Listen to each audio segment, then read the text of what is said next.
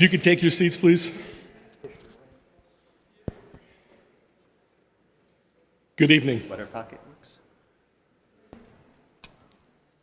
We've had a lot of evolution in the last year and a half here.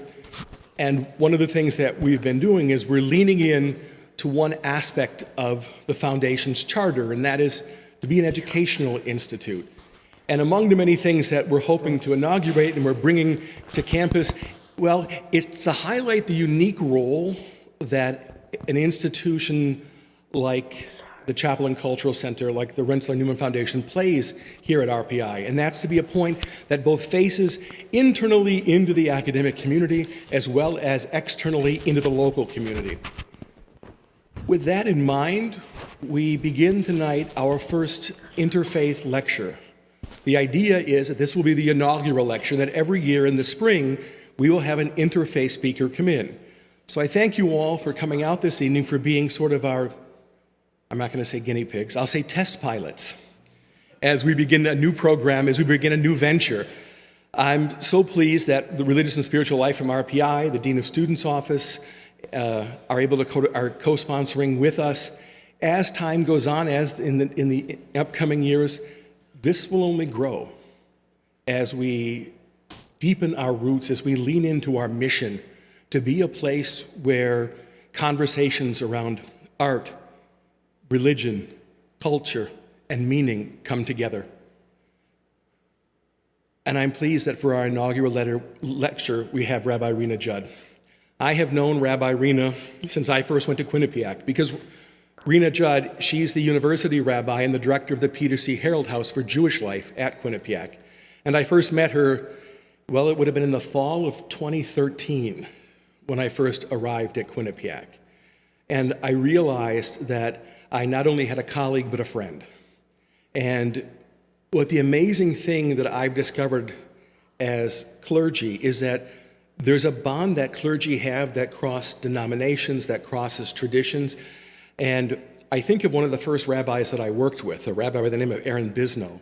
And Aaron, who went to rabbinical school in Cincinnati, said he was told in one of his courses that his closest professional colleague would be the Catholic priest.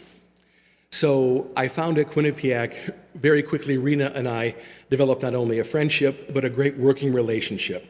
But among those things I first learned about from Reena was her writing of these midrashim, which she'll fill you in more about what they are. But in my understanding, they're an ancient Hebrew form of literature that approaches biblical texts in a way very different than the way that we do in the Christian tradition. They're not being read to say, well, this verse clearly says God must be this way, or this verse clearly says, therefore. It's not. It's this active engagement with these biblical stories. And so in the Midrash, and by the way, I should point out, there are contemporary Christian biblical scholars that will say that the infancy narratives in Matthew and Luke's Gospels are in fact a form of Christian Midrash. That there are the retellings to bring out these different aspects of the story. And so when Reena first shared with me her manuscript, and which was then just sort of inchoate and just beginning, I was amazed by them. And then when, in the fall of last year, she shared with me her Yom Kippur sermon, I was really struck by what she had to say. And then we said, well, this will be a great inaugural lecture. This will be a great way to kick off an interfaith lecture series that we want to have here at C+CC and more broadly here at RPI, because it's about conversation. It is about dialogue. It is about discussion. That's how education is furthered. So I said, Reena, come up to RPI. Leave Quinnipiac for a few days and come on up here and read some of your midrash.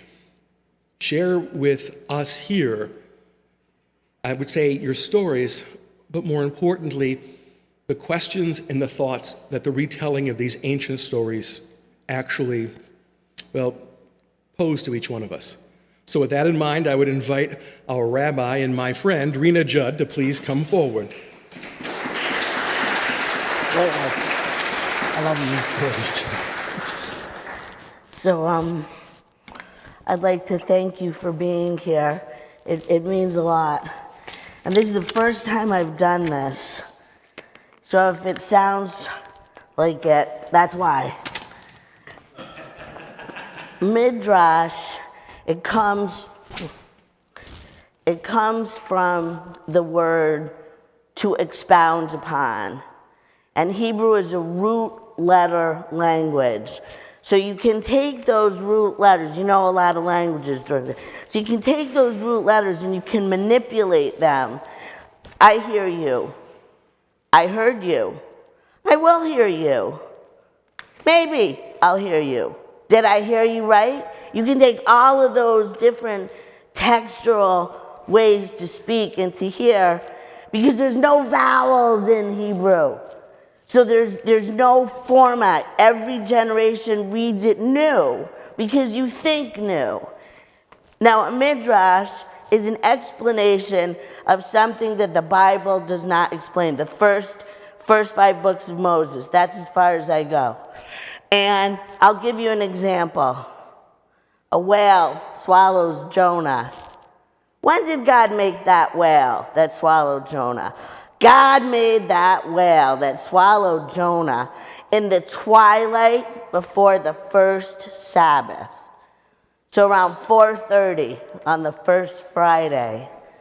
God made the whale, God made the ark, God made all the things that there's no other way you're going to be able to understand it. Just in that time. Not the first Sunday morning, not Wednesday at twilight. Only in those few hours. Okay? Any questions? Okay.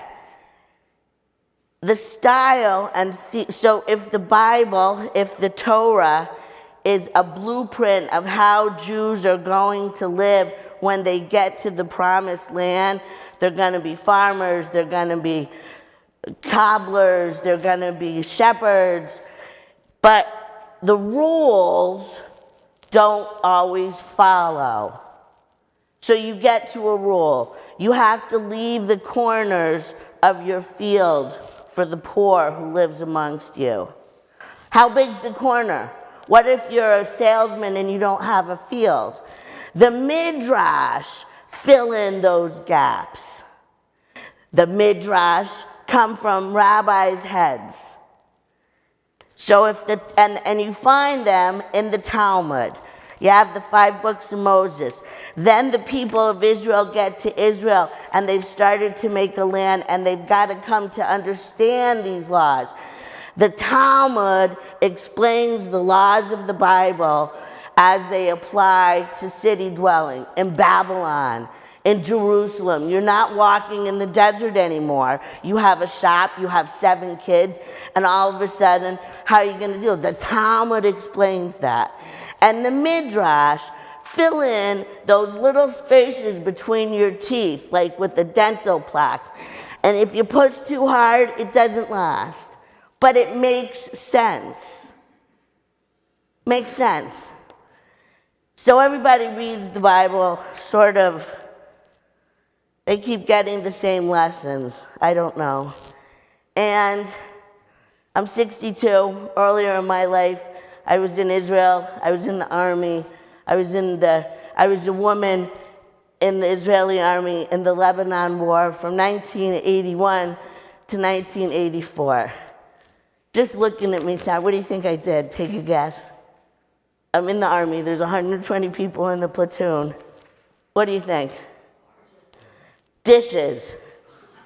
Somebody has to do dishes. Even in a home, I do them still. We don't have a dishwasher.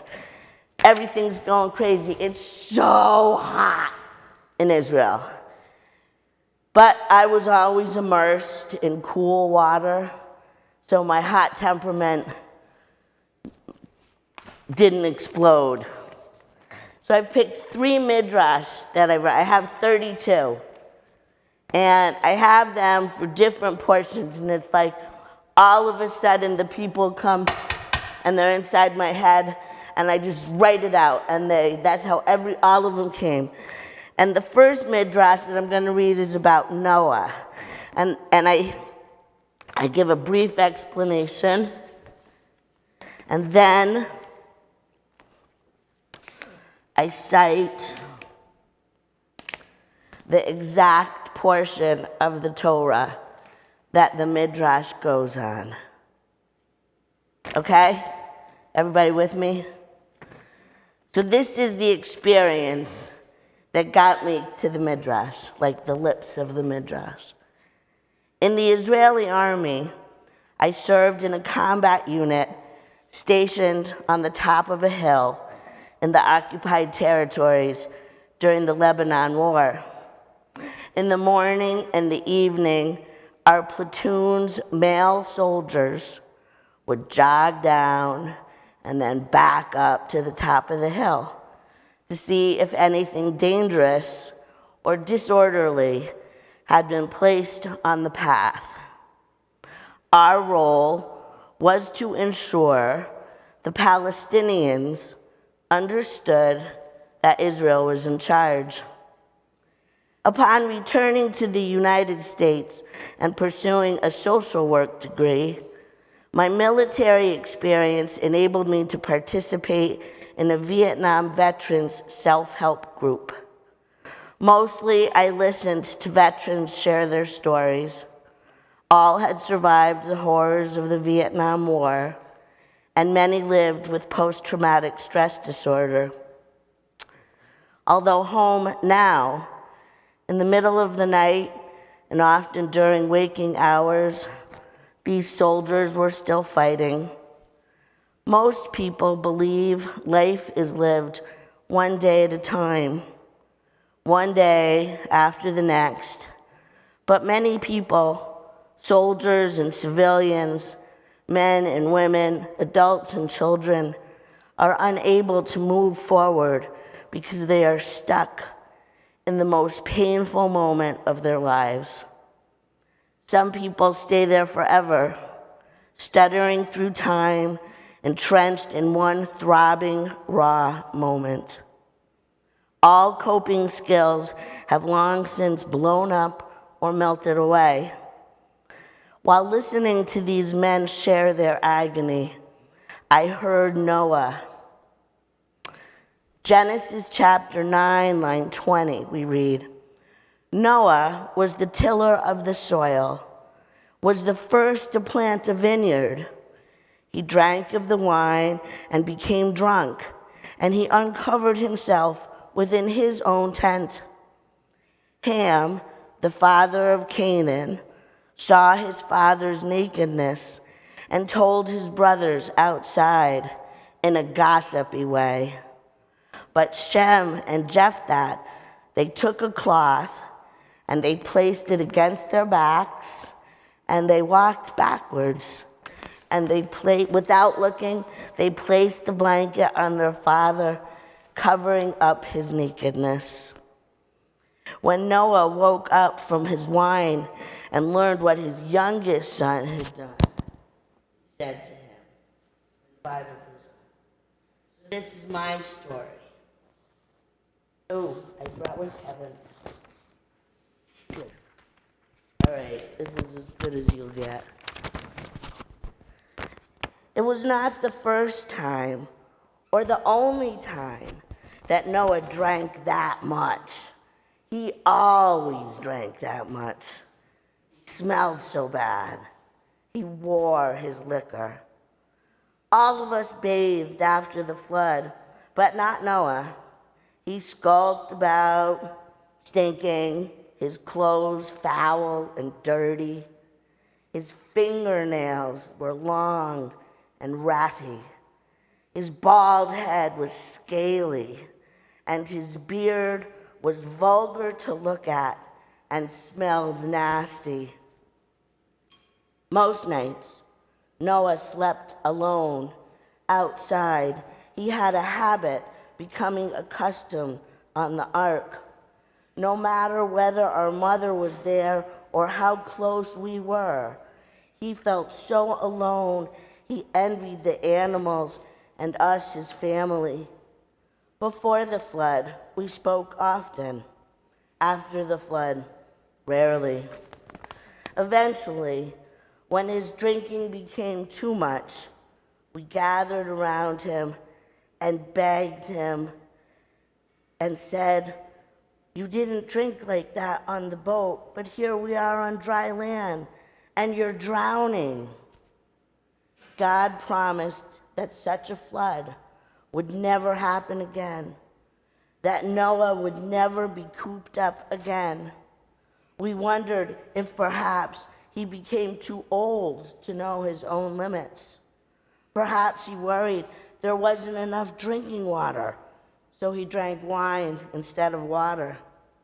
We thought maybe his God had said wine was good and that his behavior was fine, but this wasn't okay.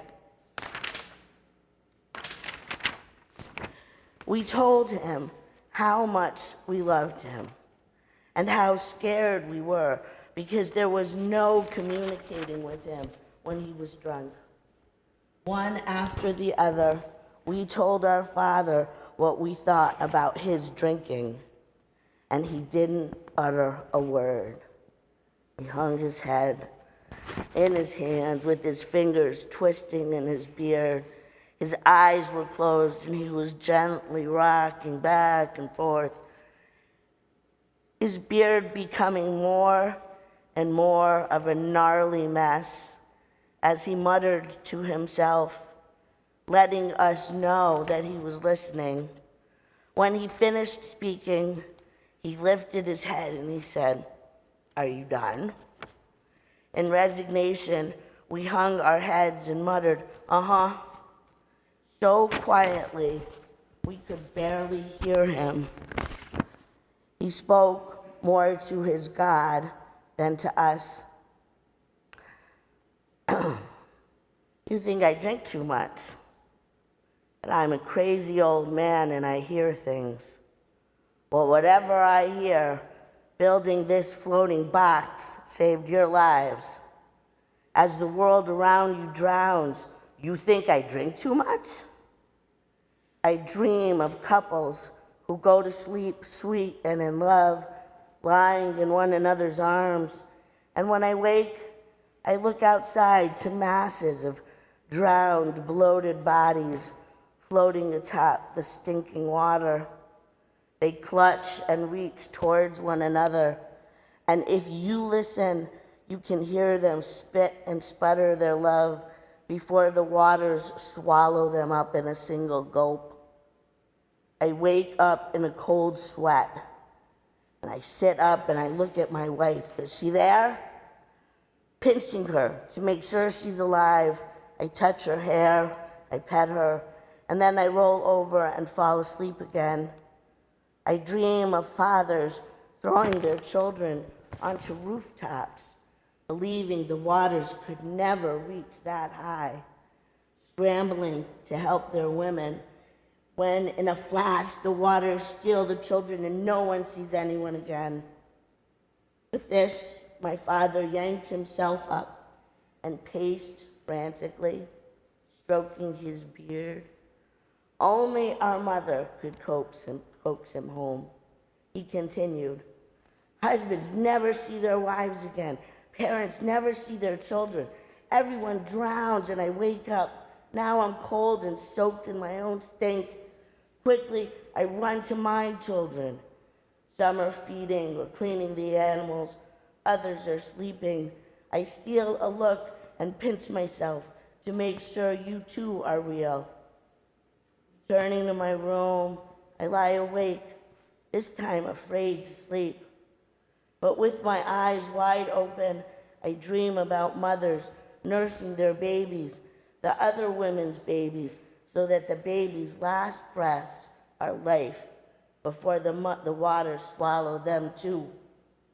Crashing awake again, I put on my clothes one more time and I walk into your family rooms just to make sure your wives and your children are safely asleep.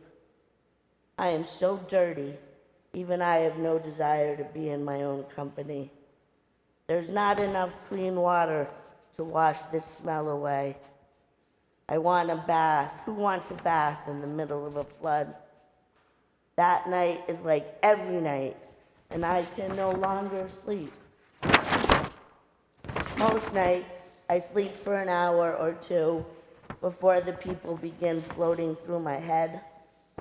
Having finished your responsibilities to the animals, you return to your families while I walk around picking up after you, finding a dead bird or a dead monkey. I close their eyes. I close my own. One more life the world will be without. The next day I mention the dead animals, but you never care. You shrug, blah, blah, blah, that there are so many animals and we took so many. What does one less matter? I often wonder what God sees in you that you lived. And you tell me I drink too much. Most mornings, before the sun rises, I sit and I eat with the apes. We share bananas and they brush my beard. I rock gently and they mumble as if speaking to me, reminding me of how my mother rocked me in her lap.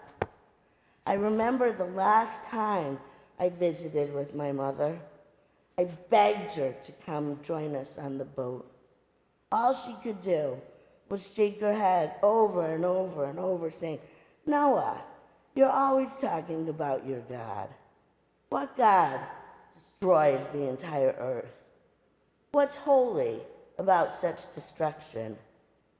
Noah, why do you listen and pray to such a cruel and destructive God? I raised you better, Noah. That was our last conversation.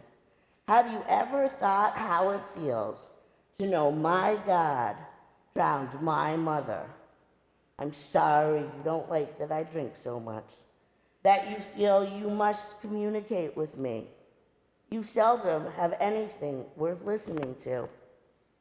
Until you can guarantee me a night's sleep, safe from the drowned dead, I'm going to drink. And he was right. We had nothing to say. That's my Noah. You don't have to, no. If you have any questions,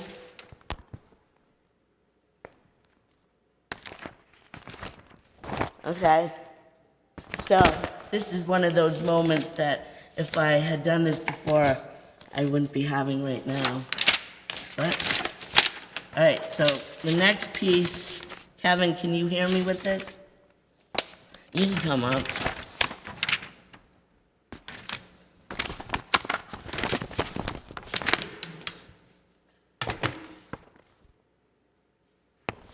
Okay.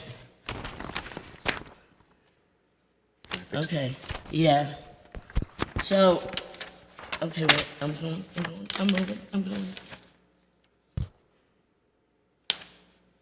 Can I just...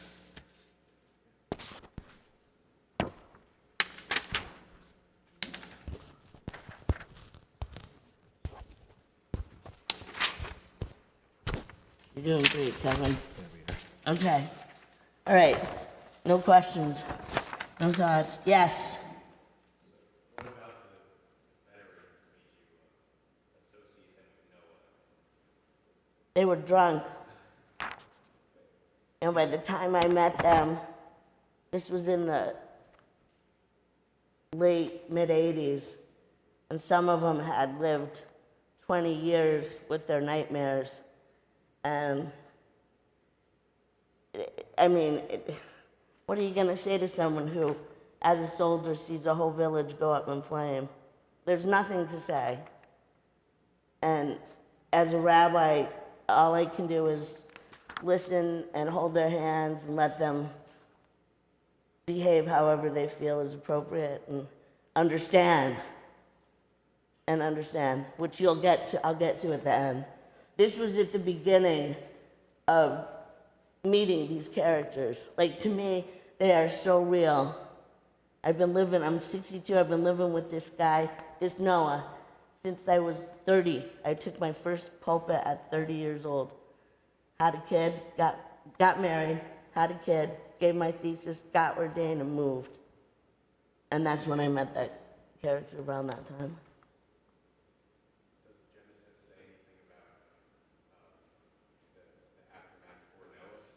He lived, he got old, he had other wives, he had other kids, and his vineyard prospered. Yeah.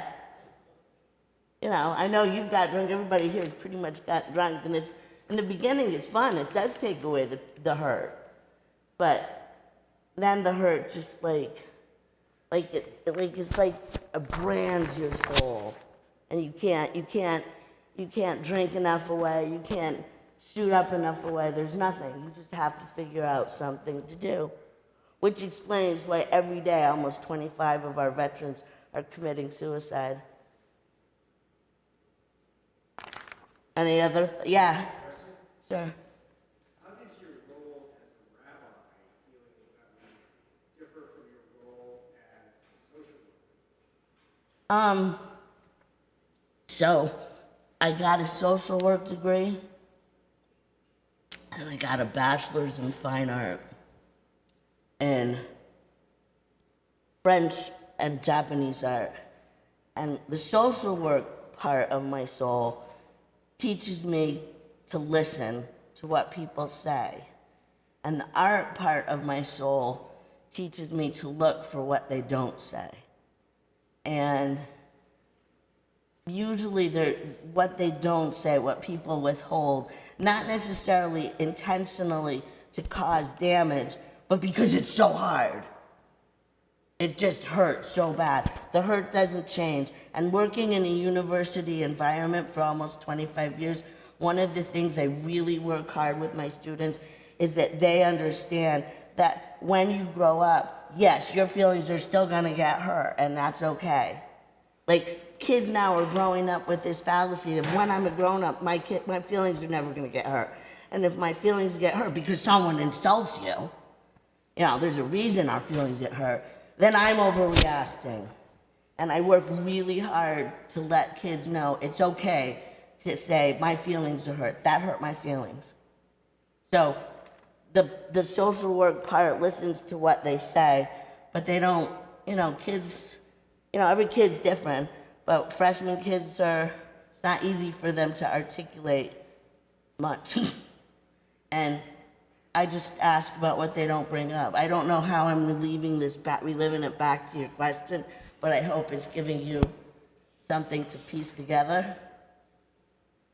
Yeah, I can't see you very well because of the light. Kevin. Okay, so the next one, is that okay? Being a good social worker and a good rabbi. In the beginning, I looked at it that way, but at this point, all I do is rabbi. Everything that I do, everything that I listen to, everything that I process it through rabbiing. And I feel I went with good tools, but they're getting more and more, characters getting more and more intense. I'm gonna go on to the next character. So that comes from Genesis. And this is a midrash called Those Who Stayed Behind. Because you know, Moses takes out everybody, but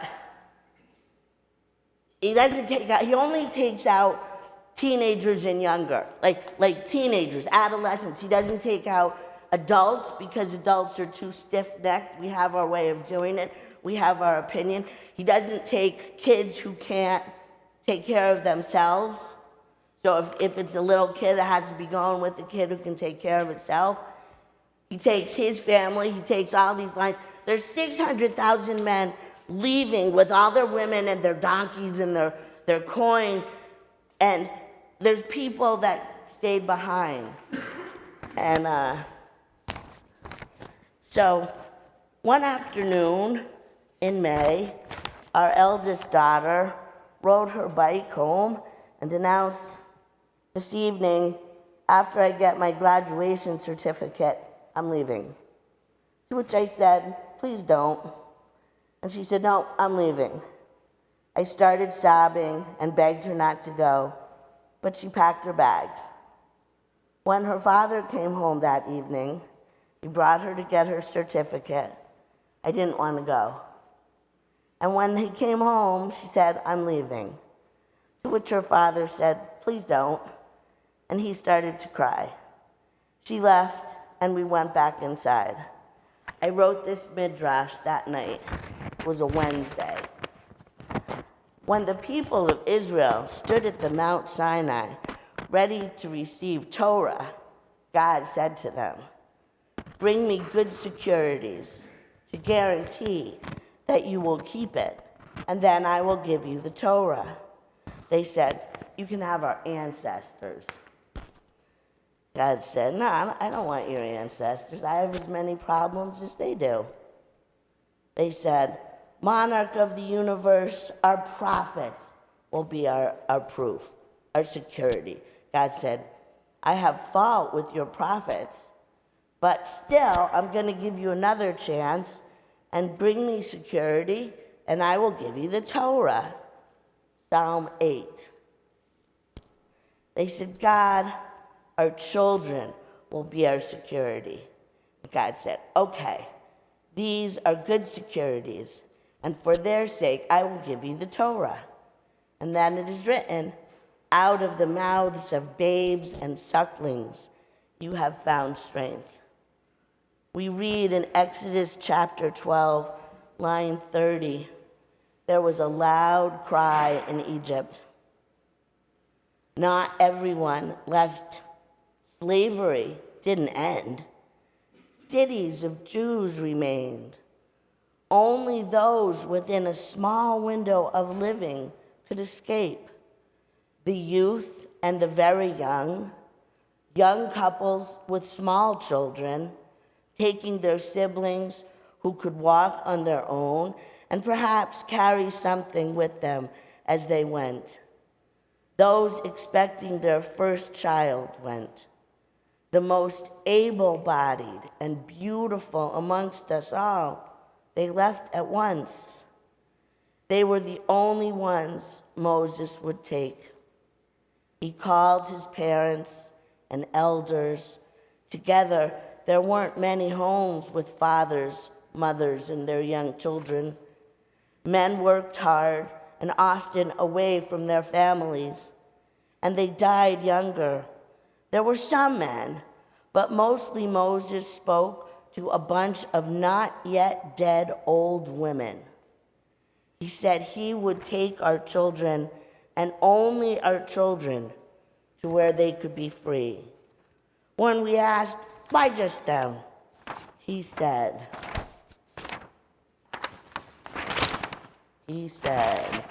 54, he said, "Because why just them? What will you teach them to do?" All Moses could answer was, "This is what God said." And then he walked away, leaving Aaron to calm this mass of distraught mothers. God and Moses understood we are set in our ways, doing things our way. They knew we no longer listened, that we had heard enough. We tried to hear what he said, but still we did what we wanted to do. Moses didn't talk much. All he did was listen. He understood trying to explain anything only brought about more arguing. The hardest part of all of it was that we knew Moses was right. Aaron was different. He wasn't a prince, only a slave. And he found a way to raise us up so we could ready our children for the rest of their lives without us. We woke them one last time in the middle of the night, explaining their time to leave had arrived and it was time to go. We packed their things and explained what we thought they needed to know. Outside it was dark, and our children were tired and awkward in their skin. Within a few short moments, everyone was screaming. Freedom was on the other side of the door, and if we didn't hurry up, we would miss their opportunity. How quickly it went. We spit out advice, praying it mingled with our tears as we shook all the sense we had left into those beloved forms and empty minds. We held them tight as they squirmed desperately, to get to a place they knew not where, nor did they care. Village by village, as if a wave, we heard yelling and feeling feet screaming all around us. And then they were gone and we never saw them again. And a loud cry arose from within us, the likes of which Egypt never heard again. Any thoughts, any questions before I keep on moving? Okay. So that brings us to Moses and all these hordes of Jews who don't know what freedom is and don't understand what it means are on their way. So when I got ordained, my first pulpit was in Mississippi, which was more influential on my soul than the Army.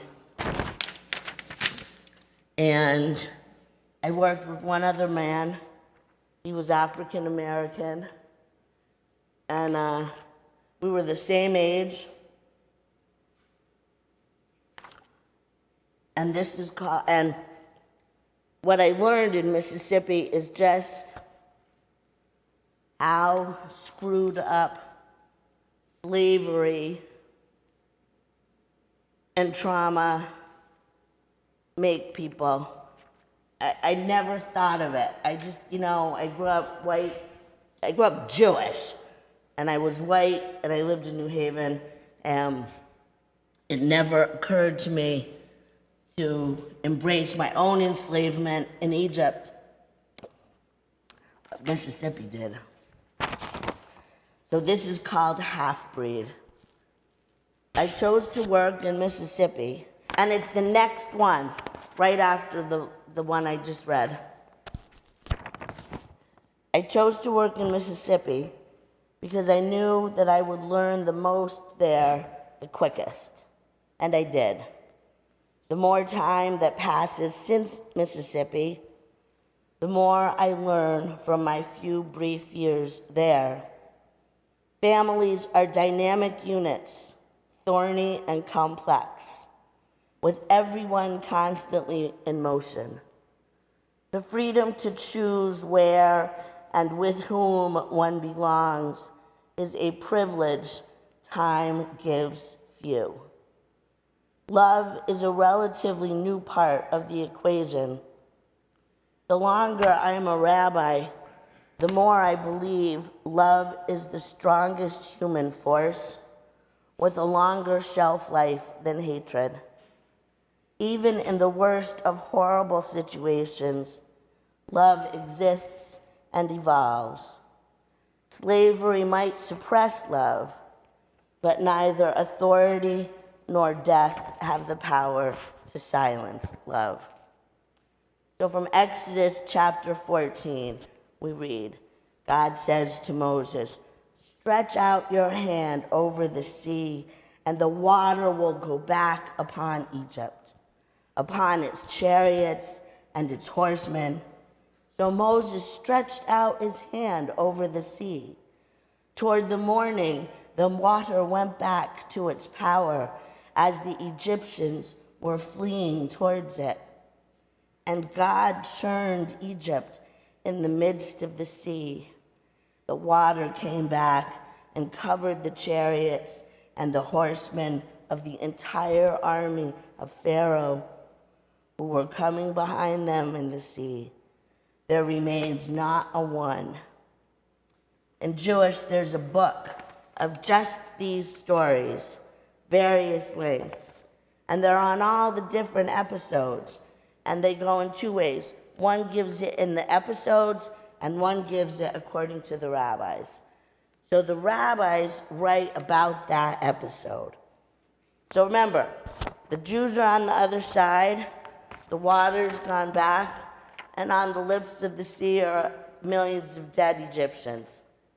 So God is with the angels in heaven.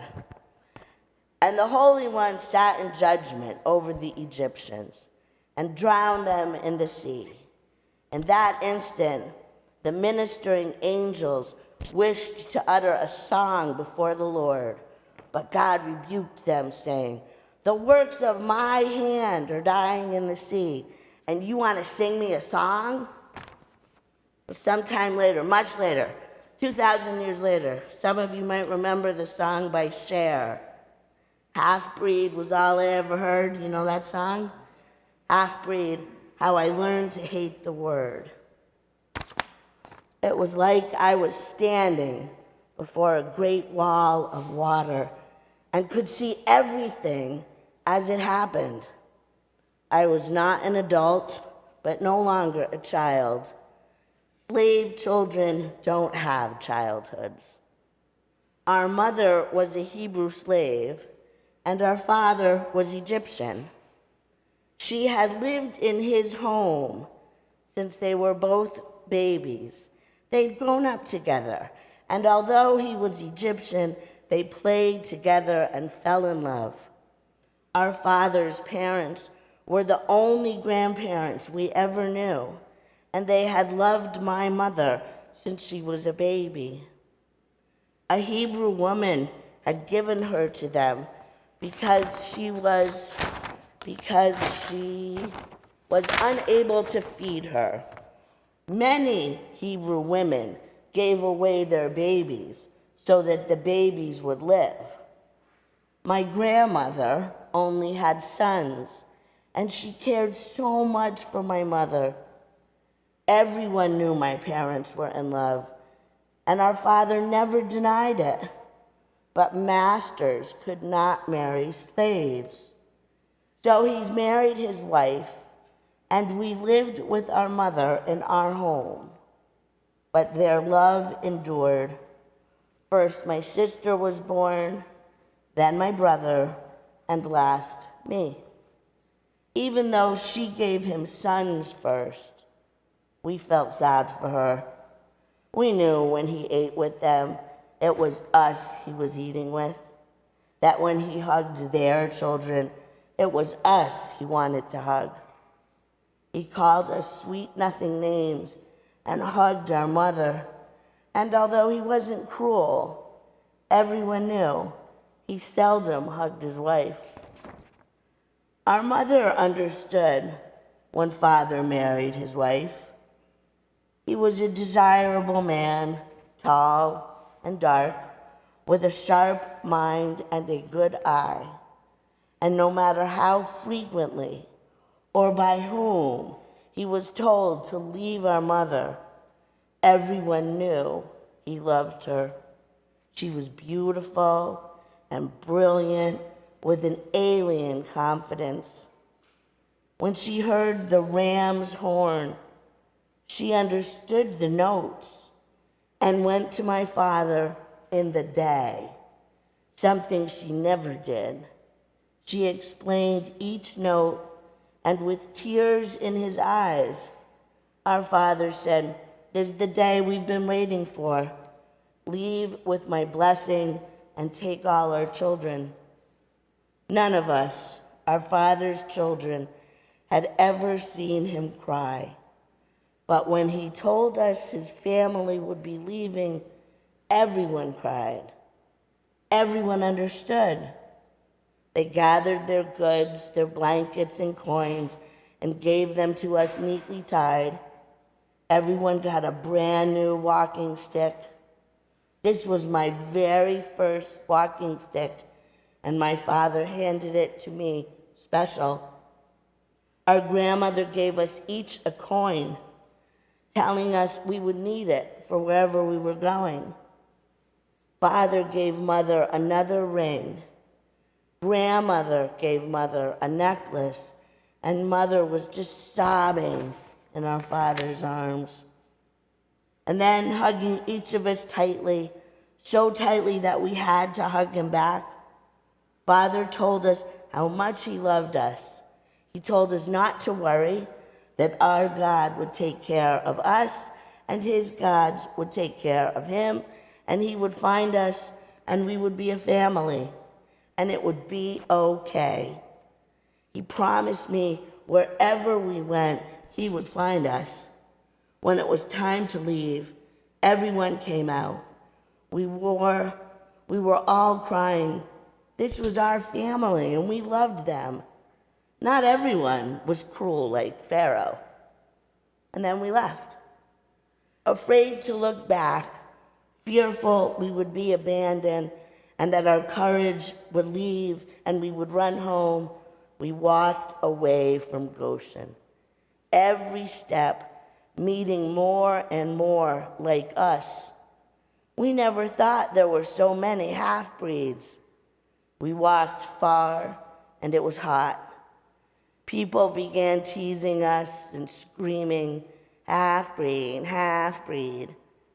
The other Hebrew women yelled that our mothers were dirty and that our children, us, dirtied everyone. Our mothers, who had seldom cried in slavery, wept openly. They wrapped us in their shawls, trying to quiet us with their kisses. Some of us cried, telling our mothers they were good and we loved them, and that everything would be fine, just like our father told us. Even though there were thousands of us, each of us felt so afraid and alone. Everyone was hungry. We were dirty and tired, and no one knew what to do. The sea was ahead of us, and there was no place to turn. Then all hell broke loose. Half-breeds walked in the back of the line. All of a sudden, we found ourselves at the lips of the sea. We could hear Pharaoh's armies rushing, their horses' neighs, the riders' whips flicking, the chariot wheels spinning. Up front, the people were crazy, and the men stormed Moses, when finally Moses screamed, "Do not fear, watch and see. God will deliver you today. The Egyptians whom you see today, you will never see again. God will battle for you. You hold your peace." We huddled by the lips of the sea, as alone as one could be in a group of thousands, waiting to see what would happen. And then the sea split, water going one side and the other, with the center as dry as Egypt's desert. Completely panicked, we picked ourselves up and followed old man Moses and his God no one else could see, and everyone in front of us, and walked through the water on the dry land at the bottom of the sea. Everyone was afraid, but there was no place else to go. We marched through the sea till we stepped onto land on the other side, and as we did, the waters closed behind us. Those of us at the very end turned back one last time, and there he was, our Father. He had followed and found us so we could be free together. I ran to him, but as he reached to me, the water walls came crashing down. His fingers grasped for me with their last breath, and as they did, the waters lapped back towards Egypt, leaving my father drowned dead at my feet. Any thought, anything? Okay, my knees are shaking. So then the next piece is about the pictures that are behind us. 76, 77. Okay, so I can't believe I brought the right stuff. So this is a midrash. It's the last of the 32 midrashim, and it's about Kristallnacht. Now, in Jewish, there are characters who are with us for thousands of years at this point. One of them is the Sabbath Queen. And every Friday, the Sabbath Queen brings us the Sabbath.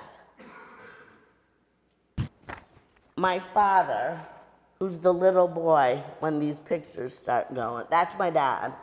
He's about 3 there. And my family lived in this town called Gdańsk, which I'll show you. My father and his younger brother were born into a large extended family. His father was the youngest of 7, and today I'm the only Jewish thread alive from that line. And although my father himself was not physically harmed by the war, his father was damaged and scarred with survivor guilt and parented accordingly. I believe the Holocaust is the greatest influencer of modern Jewish life and has impacted every decision I have made. My Zionistic beliefs, culminating in moving to Israel and serving in the Israeli army, who I married, how many children we have, the profession I chose, and the career it has led to. As my father aged, the Holocaust had a greater impact on his life. And although I am a rabbi, neither I nor my dad led a particularly observant life. But as a father-daughter unit, Judaism was the platform where we were most comfortable with one another. Never again is the rallying cry of post-Holocaust Jews. As the generation of survivors die, these words have tightened their grip. The little boy in this midrash is my dad. So Genesis 23, we read, Sarah, Abraham's wife, her lifetime was 100 years and 20 years and 7 years. The years of Sarah's life. Sarah died in Kirvat Arba, near Hebron, in the land of Canaan. And Abraham came to eulogize Sarah and bewail her.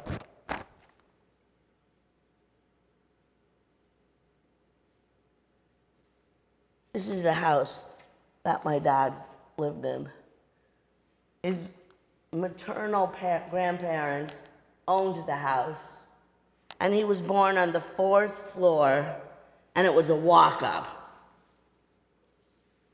Long after Abraham and Sarah heard God's voice tell them to leave the land of their wandering, the Sabbath Queen shuffled by them, like this, shuffled by them, as they hobbled, hungry and near death in the dark. All of them passed one another on das Judenstrasse, the Jews' street. The second Shabbat in November 9th, 1938, was an awful evening.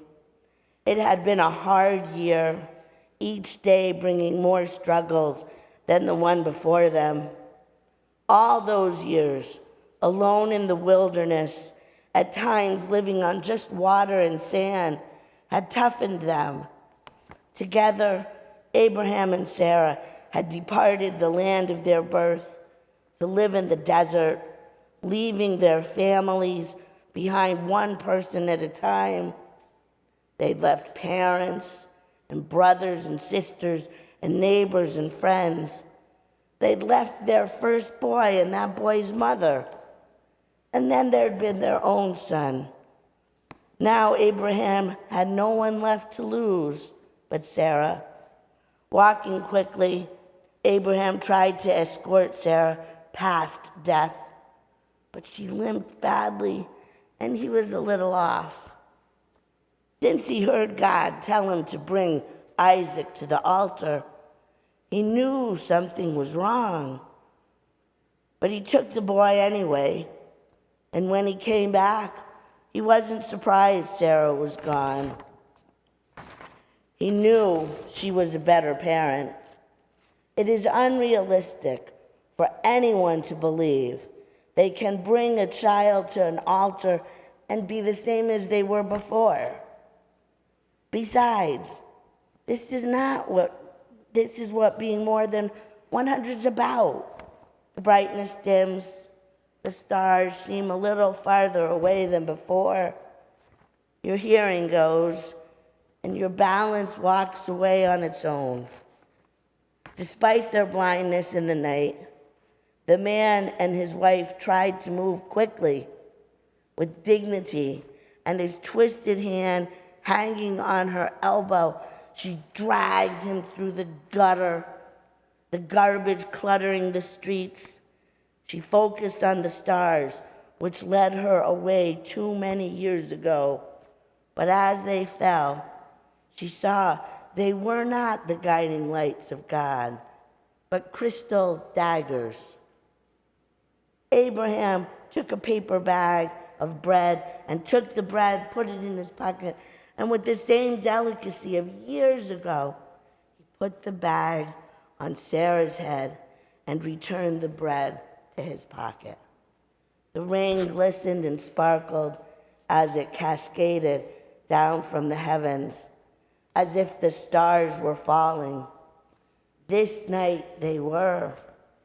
The stars fell and crystal shards descended, and quicker than a flash, the two shuffled between the shimmering blades as they danced long ago on their wedding night.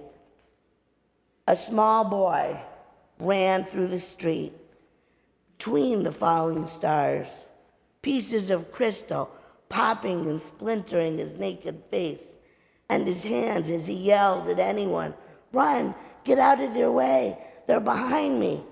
The small boy nearly knocked down Abraham and Sarah, who tried harder to walk faster, and even on her best of days, her steps faltered, and his legs could only go so fast. Coins leapt from the boy's pocket, as if it were possible to buy Abraham and Sarah one more minute. Books and pencils leapt from his arms, as if it were possible to try and trick the soldiers. The boy found safety in the darkness of a building stoop, having had to abandon his breath and his soul as they were just too heavy to run with. He sat.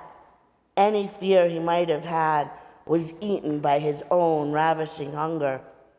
A scared dog ran by, and the boy whistles softly. The animal comes over and sits down, and together the boy and the dog watch the crystal fall all over and the soldiers pass. Step by step, Abraham and Sarah trod along the street. It became harder and harder for them to move beneath the falling crystal. The rain hindered their steps, and Sarah tripped. Abraham fell on her, covering her to protect her from the falling crystal, against which the paper bag was useless. As they tumbled, the bread fell from his coat. Seeing them fall, the dog ran from the stoop, and the boy ran after the dog. The dog licked their faces, and the dog and the boy gobbled the fallen wet bread. Everyone was hungry, but the boy argued with the dog, and in the end, he got the food. Abraham was glad. He didn't want the dog to get the bread. The rain poured down, flooding the gutters and whisking the brown bag away. Sarah's silver hair hung around her face, and the boy understood why Abraham loved her so much.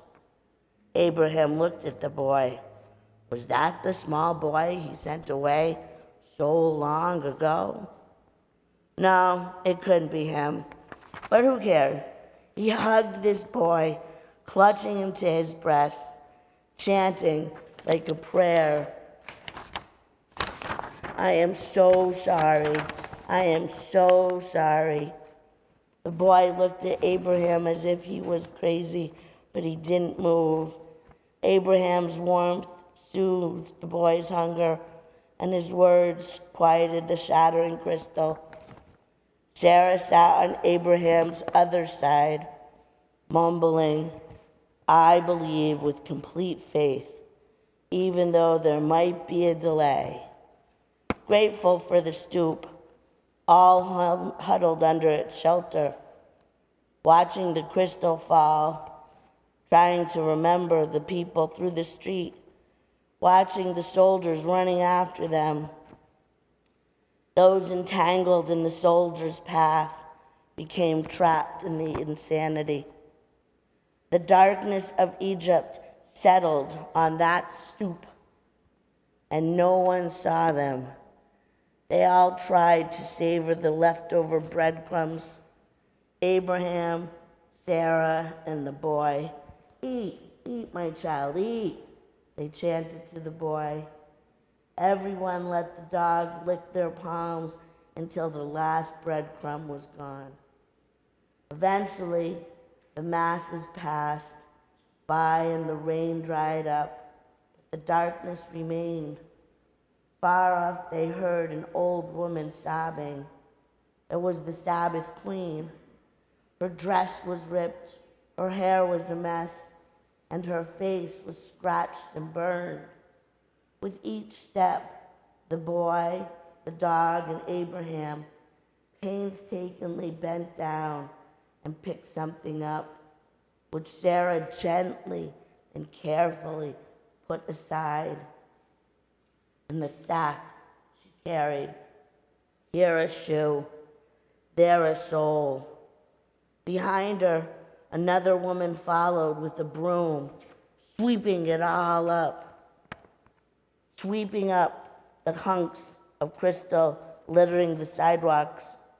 The clothes that cluttered the streets were too tattered for rags, the soles too splintered to be used again. Hearing her mumble, "I believe with complete faith in the coming of the Messiah, even if there might be a delay," Abraham screamed, "Sarah, Sarah," and ran into the street. The boy followed him, not letting him run alone. Silently, Sarah and the queen kept walking, picking, sweeping, picking, as his heart raced to keep up with her. Abraham's feet stumbled, and he tripped, and the boy fell with him, sliding under him to protect him from the cold harshness of the street. And the woman walked by, seeing no one. Raising his weak eyes, Abraham knew he had lost her forever. Sarah's lifetime was 127 years. Such was the life of Sarah. Abraham got up to eulogize her and to bewail her. When he finished weeping, the boy took Abraham's twisted arm, and together they walked away with the dog. The boy mumbled all he knew to say. "Choose life. Come on, it's cold." Abraham let the boy lead him beyond the dirt and the fallen crystal. So that's the stoop. And that's my grandfather, my dad, his 15-month younger brother, and my grandmother. My grandfather left their home, that house, in 1936 and landed in Hoboken, New Jersey, and made his way to Baltimore, where he opened a fur store. Okay, and the three of them stayed in Gdańsk. Somewhere there should be a map. No map? No map. So Gdańsk is this port city right in between Germany to its west and Poland to its south and east. And during the war, from 1918 to 1946, it was a free city. It wasn't German, so it didn't have German quotas, and it wasn't Polish, so it didn't have Polish quotas. So my family, my dad, the three of them, landed again in Hoboken on Christmas Day, 1939, which you can't get luckier. They were the only people to survive on my dad's father, and only two families, my dad's being one of them, lived on his mother's side. My dad was a very smart, tortured man. And the thing that and he spoke about his time, he was 5 when he left, he spoke about Gdańsk glowingly. And I always wanted to go there. It wasn't like my mother who grew up in Baltimore, and I went and I found my mother's house. That's where my mom grew up. So it was, and so that's before he left, you can see he's happy, so I'm sure my grandfather hadn't left. And very few Jews weren't allowed to live in the wall of the city. So the block that he lived on was the closest block the Jews could live in. And so I wanted to see this. I just really did. And I did. 2 years ago, my husband and I went to this city. It was, the Ukrainian war was still was going on. October 7th war was going on. We had 8 days in the city. And on one of those days, we went out to the port. We went through the port to the bay. And this was the bay that for hundreds of years, soldiers had invaded this city. The city was 1,025 years old. And for as long as the other cultures existed, all they did was fight with each other. And one of the things they fought over was this city. But that's how my dad psyched it out. So when Jordan and I were talking about this program, we decided on 3 or 4 midrashim, and he wanted me to read a sermon that ends up sewing it all together. It's become, I guess, my rabbinical philosophy. And that's this sermon in closing. So before I go to the sermon, you got any questions or anything? Okay, here we go. So, this is for Yom Kippur in 2000. Oh, sorry, yeah. No, as you were writing these lessons, do you feel that you were getting, I don't know how to say it, whether insights or appreciation of the Torah? I know you're saying you're filling in the spot. No. So, yes. It took me years of rabbiing to really feel that those people were my people.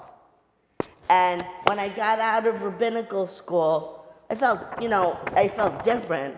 But it's been realizing that the characters of Torah and time, that we have more in common with them than we differ from them. Like when I teach kids I have a midrash class, and there's this thought that these people lived that they had nothing. I'm like, no, they had industry, they had wheels, they had glasses, they had makeup, they had money, they had different ways of cooking. A lot of kids, and I don't mean this in any ways, but to them, the Silk Road is something on the internet where you buy bad drugs.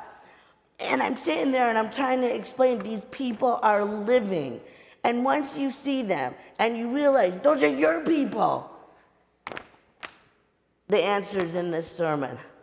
Does that answer your question? Okay. So it's October of 2024 was when I preached this. I hope this, and we just gotten a new president at the job and new elections. I hope this finds everyone okay. In one way or another, for one reason or another, this past year has been very difficult for the world and everyone in it. I desperately hope this upcoming year is better. So many people from so many places are suffering, losing one's possessions, losing one's home, losing one's pets, losing sight and limbs, losing normalcy, losing one's mind, losing loved ones, losing life.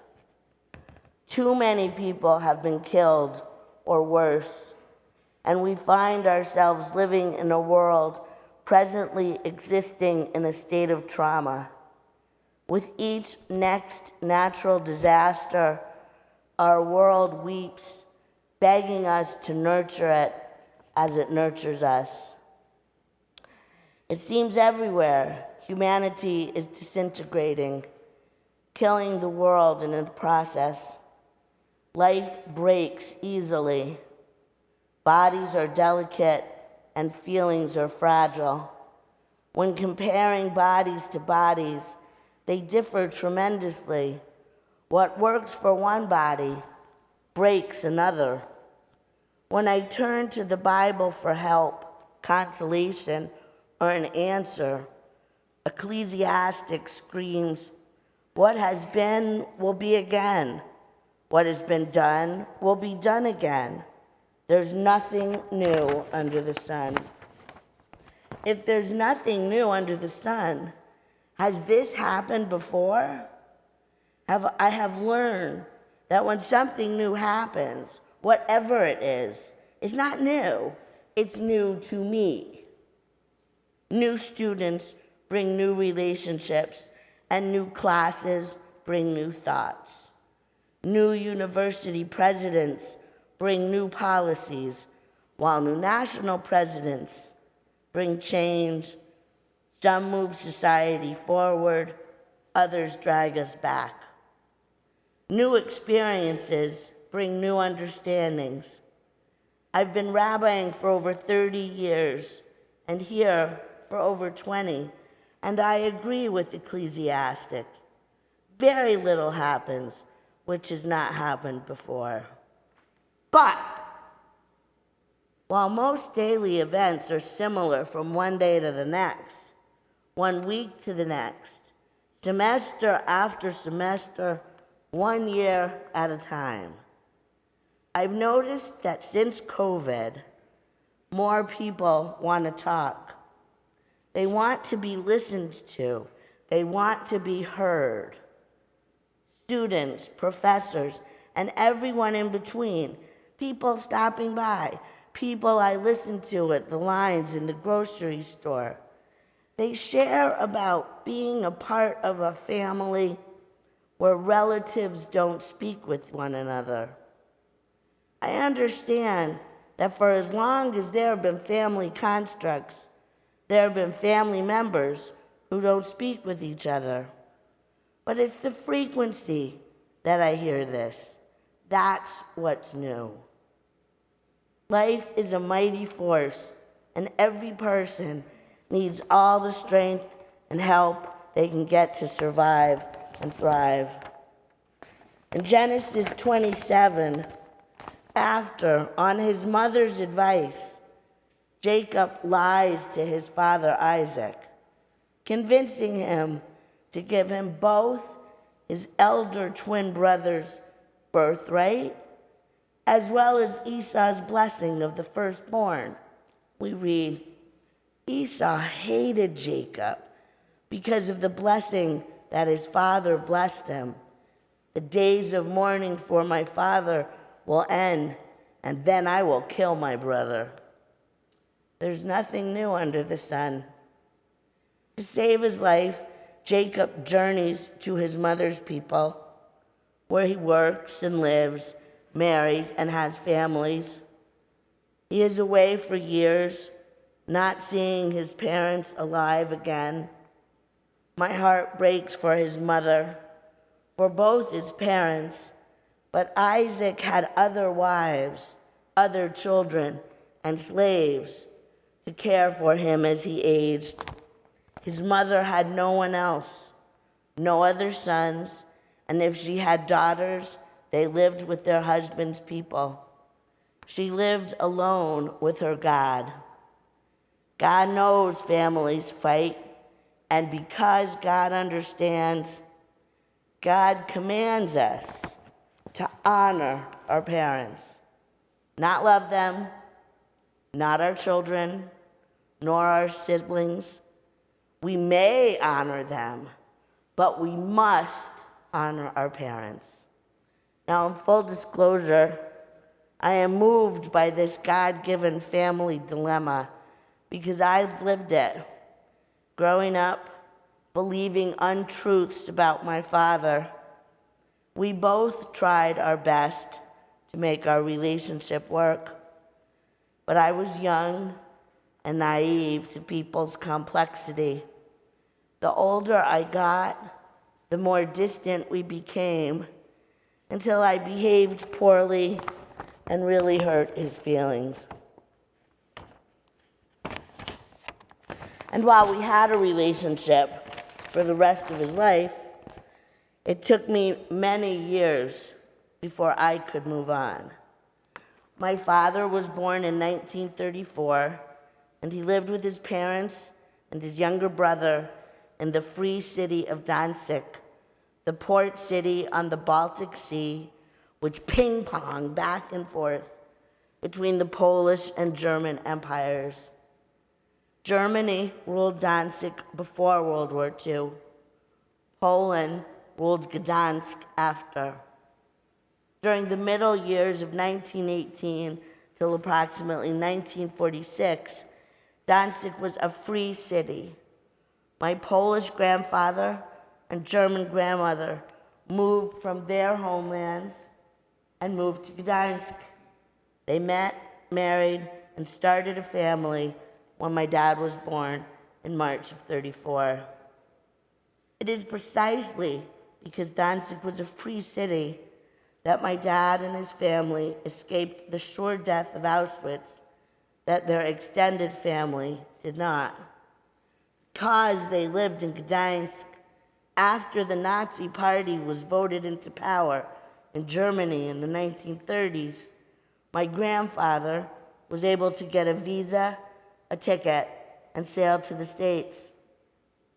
Because my dad lived in Danzig after Kristallnacht, my father, his mother, and his brother got out of Europe, ending in Hoboken in New Jersey on Christmas Day, 1939, where the family was reunited.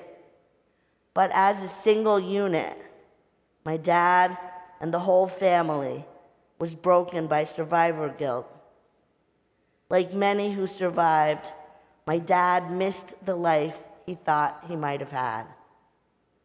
My dad wasn't a happy kind of guy, but he spoke frequently and fondly about Gdansk, and I believe it was the only time that of his life in his own soul, he was happy and life was good.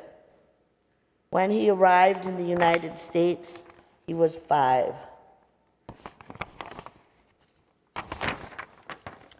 In 1989, after Solidarity opened Poland up to the world, my dad returned to Danzig to see what he lovingly remembered. World War II had destroyed 96% of the city.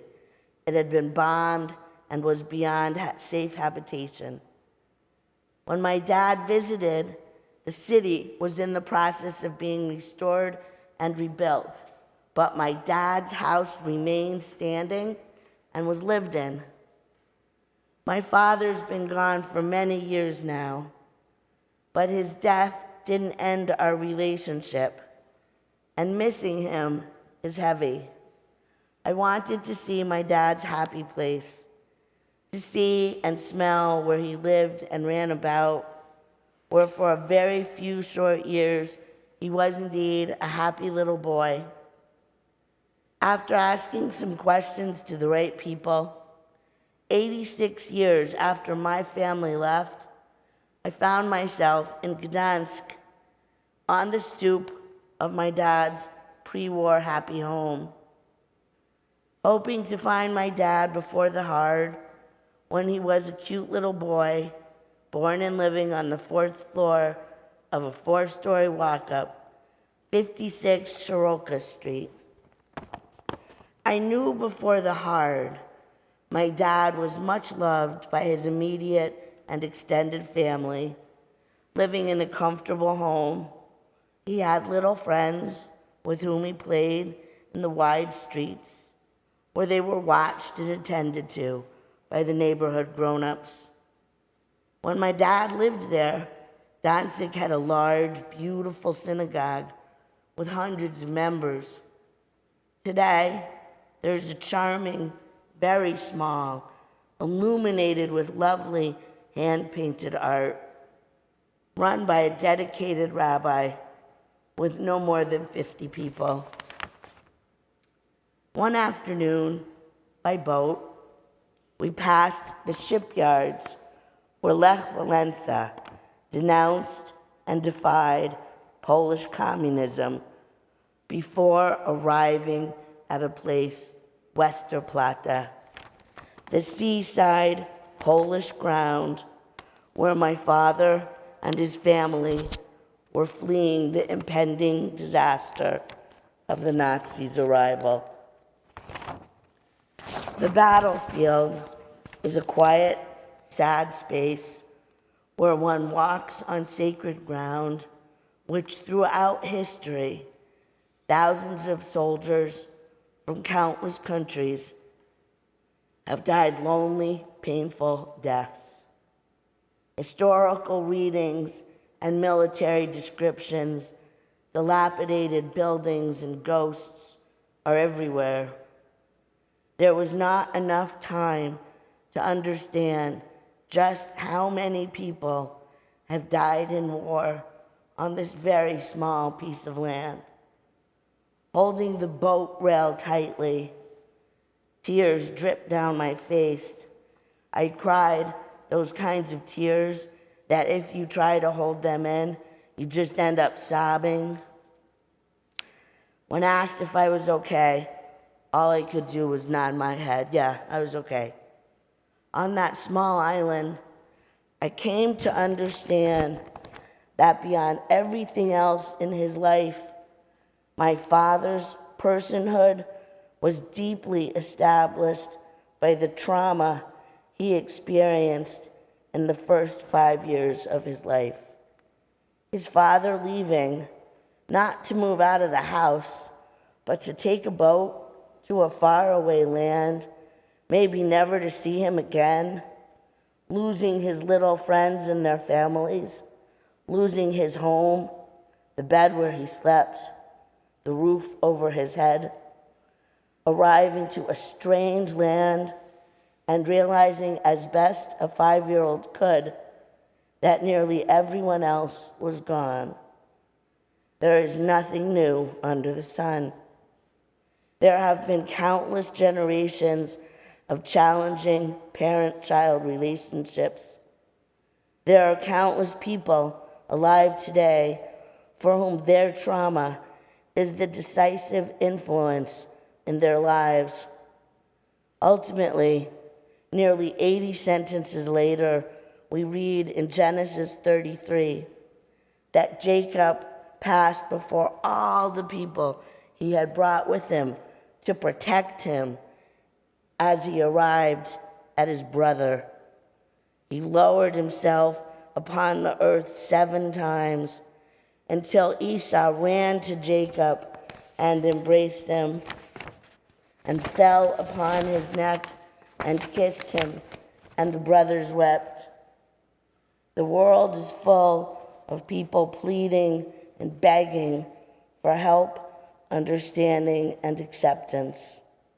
If there are people you love but don't know what to say to them, don't say anything. Approach them, embrace them, or simply stand there, but let them know, even if you don't understand, you accept them. I hope this new year will be better for the world, for us, for everyone I don't know. I pray there is less trauma and more acceptance. Really understanding the enormity of trauma's influence on the man my father became enabled me to accept the relationship we ultimately shared.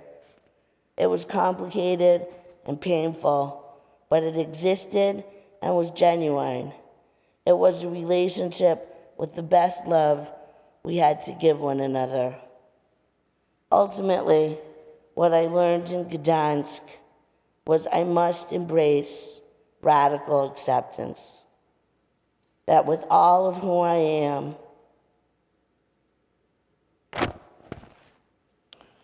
even if I don't have the wisdom to understand, I accept you.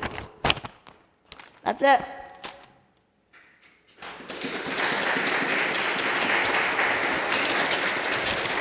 Thank you. I hope you're happy, Jordan. I love you. I accept you. Oh yeah. Okay, Kevin, I'm done. I got a few closing thoughts. Okay. I'm gonna go sit with Joe. You know- Wait. Do you have any questions? Is there any questions? Is there anything? Because anything. Oh, thanks. I'm gonna tell my kid that. Thank you so much. Take me off. Oh, good. I didn't even know you did that. Thank you very much. I appreciate you. You know, one of the criticisms and observations of American religion is that so often in American religion it becomes either about pop psychology or sort of feel-goodism. That it's all about telling people, oh, you know, how wonderful everything is. But what we're reminded tonight is in the ancient religious traditions, it isn't just pop psychology and what we say is just to make you feel good, is that it speaks to the heart of real questions and real pain and real difficulty and the blood and earthiness of the human experience. And as Rabbi was reading the last sermon, she kept citing from Kohelet, you know, nothing's new under the sun. And all I kept thinking was those first lines. Meaninglessness of meaninglessness, hevel of hevel. It's all meaningless. And when we look at so much violence, we look at so much difficulty, we look at so much loss, both on the grand scale of battlefields, but also in the course of our own sort of flawed and broken human relationships, the only thing that cuts through the meaninglessness is the very thing Rabbi Judd said at the very beginning, which is love is the one thing that perdures. Love is the one thing that somehow makes its way through our brokenness. Love makes its way through our woundedness. Love makes its way through the things that we attempt to do and we really mess up in it all. Life is messy. Life is about loss. But ultimately, if through it all we can find love, then we see all of these things, especially this engagement with these ancient texts, in a new light.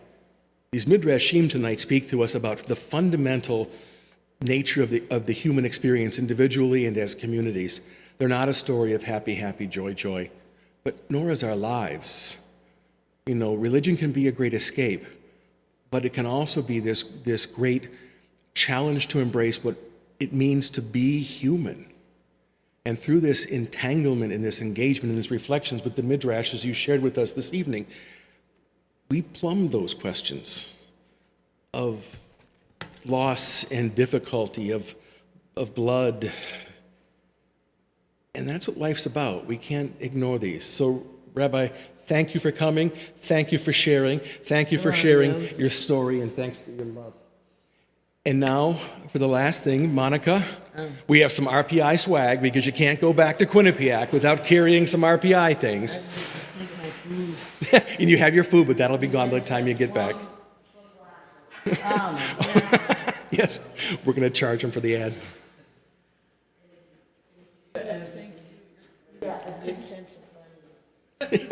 One more time, let's thank Rabbi Judd for coming and being our inaugural interfaith speaker. Thank you all for coming out tonight, and we'll look forward to seeing you again. Our next speaker is April the 8th, I believe, Wednesday. Father Bernard Mulcahy, a professor from the Josephinum, will be coming to talk about the Catholic theological tradition and the question of immigration. So that should be quite an interesting. Again, thank you and have a good night.